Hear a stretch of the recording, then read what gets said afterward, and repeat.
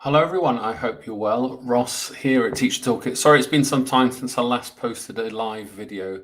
I've got something quite exciting to share with you. I've been working on this for quite some time, so you'll know that I've published a book on the brain and memory, trying to unpick how we learn and how this makes me a better teacher. I'm not a cognitive scientist, but I am a teacher. I'm someone that's interested in cognitive science and cognitive neuropsychology. And thinking about how this will improve the way that we teach, how we learn, is an important thing for all teachers to know, perhaps parents too. So, drawing upon my website analytics, so 17.5 million of you have read this website, Teacher Toolkit.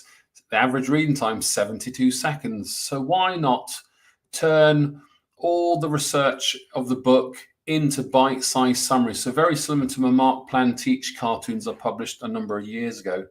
So let me just show you these first of all. So all the schools I work with will get all these free for their teachers in our CPD resource pack. Here's the one-page summary of all the chapters inside the book. So let me just rewind to what those are. So the first chapter looks at the history of the brain, its evolution dating back to 1700 BC, how memory is shaped anatomically. The question I pose myself is, does this make me a better teacher? The types of memory, so short, long working, semantic, episodic, etc. What they all are, what they mean for teachers in the classroom, what can we do? How learning is emotional and what teachers can do to support or hinder this process. What's cognitive load theory? So a buzzword here in England. So what is the theory from Sweller 1988 and what does it look like in practice? Mnemonics and mental models of learning. How do you remember the alphabet? What are the colors of the rainbow? How do you remember these things using some study skills? I've also looked at brain plasticity, so how we shape our neurons, our synapses, our connections. What happens when we have an accident or we develop disease? What's cognitive apprenticeship? Not many teachers know what that is. So I've been sharing this piece of research with teachers on my travels. Our links to exercise, diet, sleep, screen time, etc., and what we can do as educators and as teachers, and then how to turn all this back into our teacher training settings.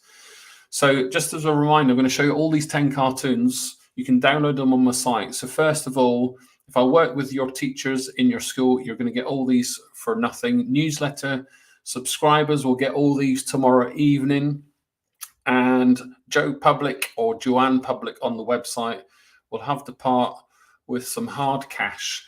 These have taken me quite a number of days to produce. So this is chapter 1, the overview of the brain. So this is a one-page summary of the 4,000 or 5,000 words and research that I've unpicked in the brain. So looking at the history, some myths, what's cognitive neuroscience, what's cognitive psychology, our limbic system, and a lot of this is useful reminders. It might be new to you. So that's intrinsic extraneous load, if you're familiar with cognitive load theory.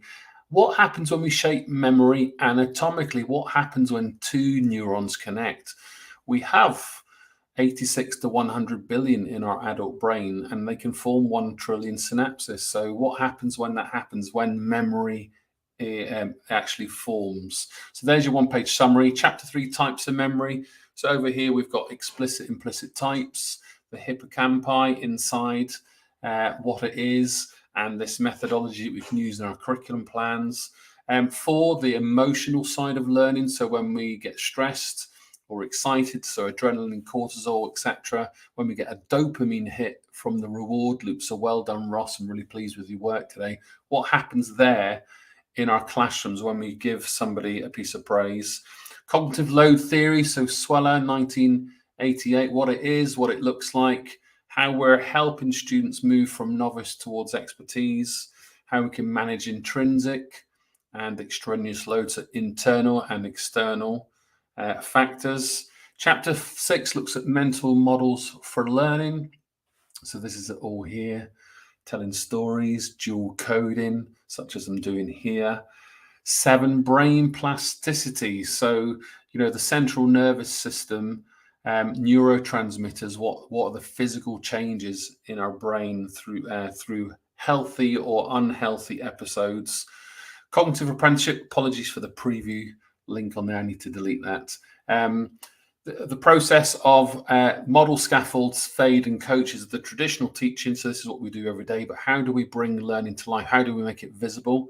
Well, we need to identify, situate and diversify and make connections to the real world. So this is what great teaching looks like. And then we'll all be familiar with screen time, diet, exercise and sleep. So linking this all to the pineal gland in the brain, the circadian rhythm, how it helps us regulate our sleep. And then the final one is everything I've unpicked. How do you deliver this as productive and meaningful CPD for people back at your organization? So professional development. So the little one-page summary there. So there's 11 sheets in total in this download, 60-second reads. There they are all there. I'm glad to have got these done. Okay, so the book was published in June 2020. And it's taken me this long to actually sit down and get them all done and get them all on the page. So there might be one or two. I'm just going to proofread it all again, but I'm confident it's 99% accurate. And when you download it and receive it, I hope it's of use. Just as a reminder, or in fact, I haven't reminded you, so let me just let you be known that there's a private webinar on memory included in this download. There's an audio introduction to the book if you need help getting to sleep. And there is also a special discount code that you won't find anywhere else on the World Wide Web, where you can purchase the full book if these sketch notes whet your appetite. So I'm going to leave things there.